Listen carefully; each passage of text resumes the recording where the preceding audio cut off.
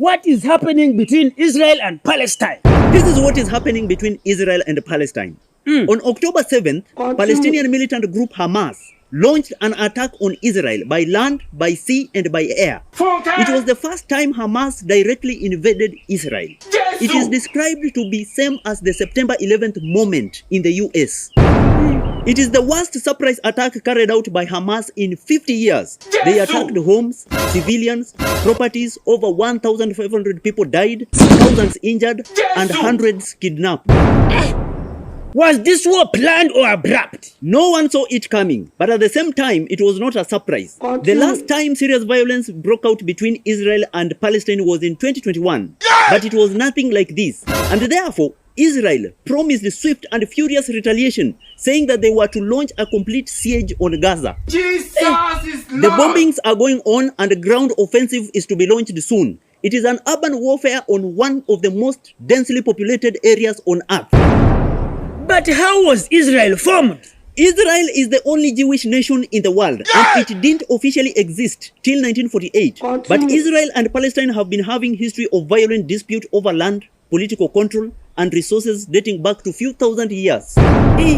Both Muslims and Jews have strong religious and cultural ties towards the region dating back to 4,000 years ago. And Abraham is considered to be the father of the two religions. Oh! And how do the Israeli claim that part of the world as their home? According to them, God told Abraham to settle in Canaan, which is modern-time Israel. In 1000 BCE, King Saul established the Israelite monarchy. King David followed, then his son Solomon, who later built a Jewish temple in Jerusalem. This historical legacy is partly why Israel claimed that that part of land was theirs, which was later occupied by other groups including Persians, Greeks, Romans, Arabs, Egyptians, Fatimid, Seljuks, Crusaders, Mamluks, and the Ottomans. They therefore called the place Palestine, which was having the Arab majority and the Jewish minority. But they were both claiming that the land, Palestine, was theirs. So how important was this area of conflict? Before I tell you how important this area of conflict was, this to let you know that this information is powered by the Forest Resort Lweza Entebbe, Uganda. That place is so marvelous. It has good swimming pool, good accommodation, good gardens, good restaurant and bar with all kind of foods and drinks. You can do all kind of parties, wedding parties, birthday parties, and all other kind of events that you want to do from there. Go and check it out. So how important was this area of conflict? Many consider this site to be home and sacred by Jews, Muslims, and Christians. During the transition, though, the Jews were forced to flee the area, creating a dispersion of people from their homeland. But in Europe, the Jewish people started facing persecution and suppression. So in 1880, they decided to migrate back to the promised land, which was Palestine, occupied by the Ottoman Empire by that time. And by 1914, there were a total of 75,000 Jews in that area. And after the end of World War I, Britain took over the modern-day Israel, Palestine, and Jordan from the Ottoman Empire. Yes. Is that all? No, that's not all. In 1922, the League of Nations approved the British Declaration that promised a national home for the Jewish people in Palestine. But it will not be more than 2 decades before that promise was fulfilled. In 1939, the World War II broke out. More than 6 million Jews were murdered in the Holocaust, and millions were displaced. Jesus is Lord. In 1947, after the end of World War II, the United Nations decided to divide Palestine into two, the Jewish state of Israel and the Arab state of Palestine, while Jerusalem was supposed to be shared by both and recognized as an international city. Hey. Israel agreed to the partition.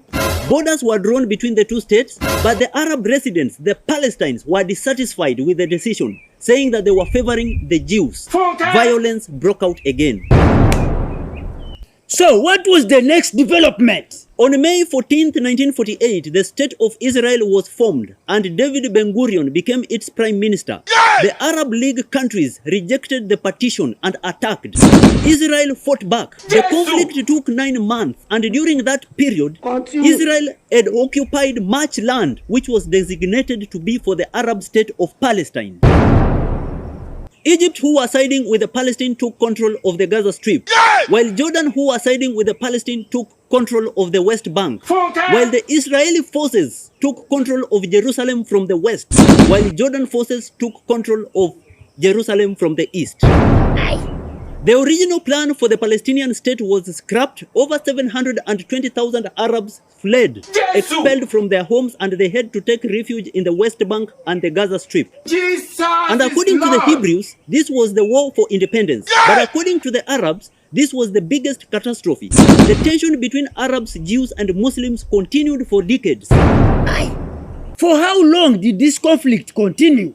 Listen, fighting between Israel and Arab neighbors continued on and off for the next 60 years. In 1964, Palestine Liberation Organization (PLO) was formed to consolidate the power for many small Palestinian groups. In the 1967 Six-Day War, Israel defeated the army of Egypt, Syria, Jordan, and gained control of significant territory. In 1987, following an incident with an Israeli defense forces that left 4 Palestinian refugees dead, Palestinian militias led a violent uprising known as the Intifada, the first Intifada, that resulted to hundreds of deaths. After, Israeli and the PLO created a timetable for peace. It was called the Oslo Accords. Further agreements failed that were to address the issues that concerned the status of Jerusalem, rights of refugees, and continued Israeli occupants of Palestinian land.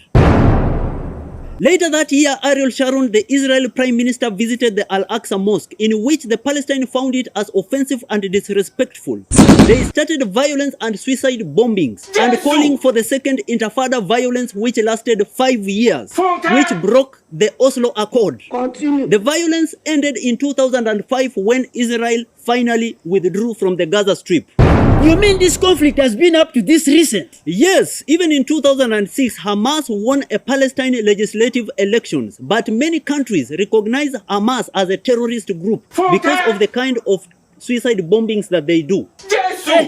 So in 2017, the Hamas negotiated for the formation of the Palestinian state using the 1967 borders, but they did not recognize Israel as a state. Israel did not accept. The conflicts are still on. Countries are still negotiating for peace, and the place still remains significant for different religious and ethnic backgrounds. So how can you bring us up to speed concerning this? Listen, most Palestinian refugees and descendants live in Gaza and the West Bank.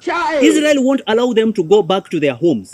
Israel claiming that this would overwhelm the country and threaten their existence as a Jewish state.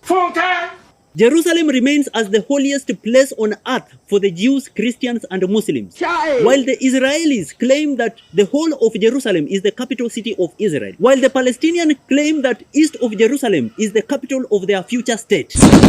For the past 50 years, Israel has been building settlements in Jerusalem, settling over 600,000 Jews there. But according to the Palestine, that act is illegal under international law. Most peace deals brokered has been unsuccessful because Palestinians claim that they are always one-sided and therefore bringing about violence, anger, and distrust. And the areas of conflicts is majorly the West Bank, Gaza Strip, and the east of Jerusalem, bringing about what you saw on 7th October 2023. Subscribe to my YouTube channel for more.